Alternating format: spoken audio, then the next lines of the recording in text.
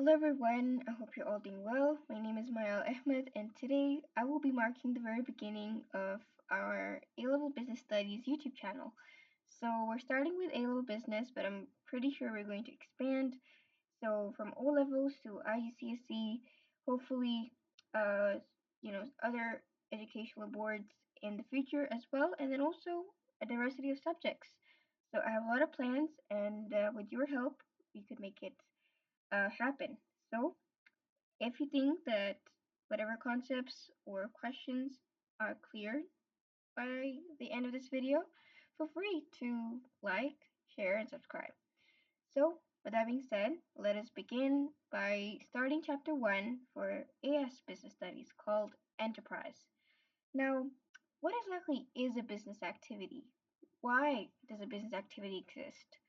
So, a business aims to add value to raw materials. What are raw materials? Anything from crude oil to crops to minerals.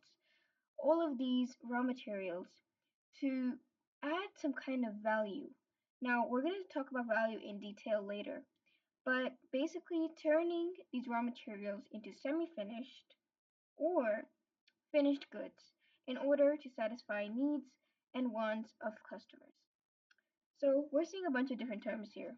Needs, for example, these are the very basic necessities of life.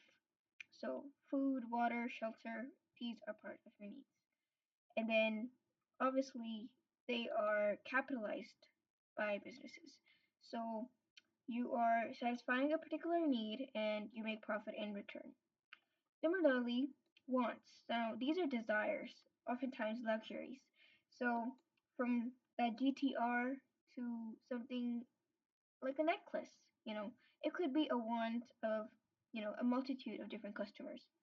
So, in general, a business is an organization that uses resources to meet the needs of customers by doing what? Well, by providing a product or service that they demand. So, over here, it also says this helps raise living standards of the economy as businesses will employ people for production. So use the resources to produce a product or services that fills the needs and wants of customers, achieving a high standard of living plus self-sufficient. All right, so basically what this does is improves the standard of living of not just the business owners, but the consumers who actually purchase the goods and services. And then again, also, whenever there's a gap in the market, whenever there's demand for something, it also fulfills that demand. So this overall is the purpose of business activity. And yeah, if there's anything else that appears to be a bit confusing about this, feel free to drop a comment. Okay, factors of production. Now, there are several factors, but they could be mainly categorized into four main. Land, which is basically, let's say something as basic as like building a factory, it requires land. So that is a natural resource and is used in production. So that's the first factor of production. Then we have labor. So it could be both manual and skilled labor. Okay, so manual labor, such as construction workers or other examples of manual labor includes, let's say, people working at like a repairing shop. But again, these people could be skilled, but are mainly considered as the blue collar jobs. Okay, and at the other hand, basically skilled labor, so corporate executives, and they don't really have to be executives, so like even independent sales agents to human resource officers, all of these are part of skilled workflows. But again, at the end of the day, it's all part of labor. Now, capital is the finance, the money that is needed to set up and run the business. And then examples include capital goods like machinery. Now, obviously, machinery is not money, like literally, but when you sell it, it gives you money. So it's an asset. So again, we're gonna discuss about what assets are in detail later on. But for now, all you need to know is capital is one another factor production that goes into uh, setting up and running a business. And then finally, enterprise. Now, this is the driving force that arranges all other factors of production and takes the risk of the new business venture. So the return for enterprise is profit. Now, let's say I'm a CEO and I'm also the founder of an organization. So I am part of the enterprise.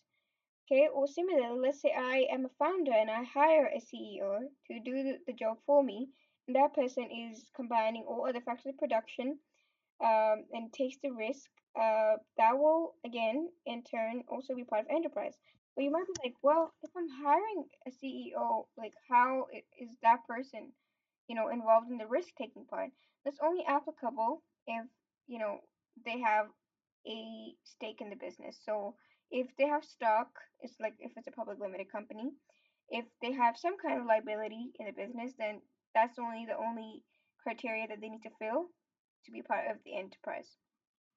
Okay, that's it. So again, a bit more detail. Enterprise is the initiative and coordination provided by the risk-taking individuals called entrepreneurs. They combine all other factors of production into a unit capable of producing goods and services. So from managing, decision making, and coordinating roles, all of this is part of your enterprise. Okay, let's talk about added value now. Added value is the difference between the selling price and the cost price of something. Simple enough. Selling price, let's say I'm making shoes and I'm selling them for $48 and it costed me $12 to make them. So 38 minus 12, whatever that comes, is your added value. And this is not your profit because obviously there are many other costs involved apart from just the cost of making the product, like marketing, and then also fulfilling wages and everything. So make sure you understand that added value is not the same as profit. It's just the increase or the hike of price in a particular product or service from its original raw material price to the actual selling to the customer price. Now, a business is successful if the customer is willing to pay more than the cost of materials simply because the added value is greater than your original price. How do you increase added value?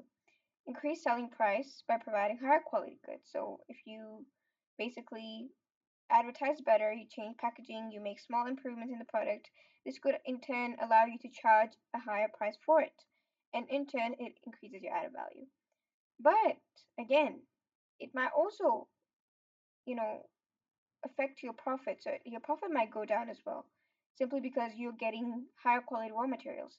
So remember, at the end of the day, the definition is just that it is not the same as profit. Okay, so remember this part. Decrease cost price. So now if you reduce your cost price by reducing wastage to lean production methods, so basically finding cheap supplies, reducing quality of the product, increasing efficiency by training workers and using advanced technology, this will decrease your cost price. So let's say my $12 shoes, if I get them created in a relatively cheaper country, then that would cost like bring my cost price down, but that might again affect the quality of the shoes, which could lead me to charging lower prices and again like affecting my profit as well. So once again, just remember added value is not the same as profit, but simply the difference between the selling price and the cost price. So raw materials, added value, only considered when customers are willing to pay a higher price, leading to finished goods. Okay, up next, economic activity. There are insufficient goods to satisfy all of our needs, so we have to make choices of which we want to satisfy now.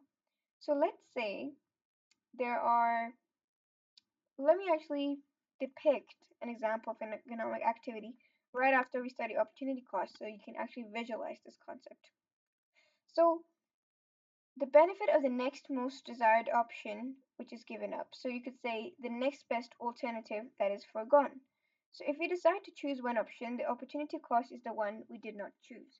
So let's say I had the option between buying a textbook for my psychology class or getting pizza from Cheesiest. Okay, so if I decide to go ahead and get the pizza, fulfill my hunger at the moment, this is the option that I choose to go with, then I'm sacrificing my textbook. That is going to be the opportunity cost, right? So sacrificing the textbook so that my textbook is the opportunity cost. This might have side effects, so I might fail my test or anything, but I might die out of hunger, sorry, right now as well. So that basically just means that basically when there's a limitation of something. In this case, the limitation is of money. So for that reason, I only could buy one thing.